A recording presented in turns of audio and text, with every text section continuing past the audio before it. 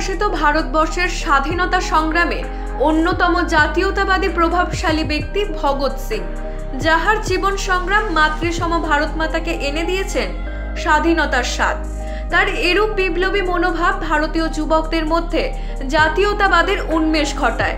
Bhagat Singh the real hero সিনেমাটি মুক্তি পেল 8ই মার্চ ধর্মতলা সোসাইটি হলে। এই সিনেমাটি পরিচালনা করেছেন অভিজিৎ বণিক এবং তিনি ভগৎ সিং রোলটিও করেছেন। এই ছবিতে সোমা চক্রবর্তী ভগৎ সিং এর মায়ের অভিনয় করেছেন। এছাড়াও আছেন ময়ূরী, বিশ্বজিৎ চক্রবর্তী, রাহুল বর্মন, সমীর বিশ্বাস সহ আরও অনেক অভিনেতা অভিনেত্রীরা।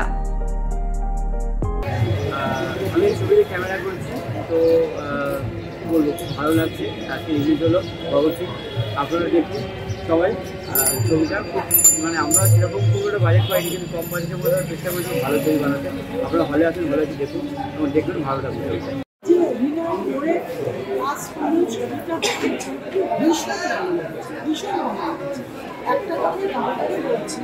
একটা অল্প ফাইন্যান্সের মধ্যে আমাদের ডিরেক্টর অ্যান্ড হিরো অভিজিৎ যে চেষ্টা করেছে সেটা সত্যি বড় বাজারের বড় ছবি, বড় হল সেটা তো আছে, কিন্তু এই যে একটা ভগৎ সিং একটা বাংলার ইতিহাসে উজ্জ্বল নক্ষত্র, যাদের ছাড়া আমরা স্বাধীন হতে পারতাম না, তাদের জীবনী নিয়ে যে ঘটনাগুলো দেখিয়েছে সেগুলো সত্যি ভালো লেগেছে।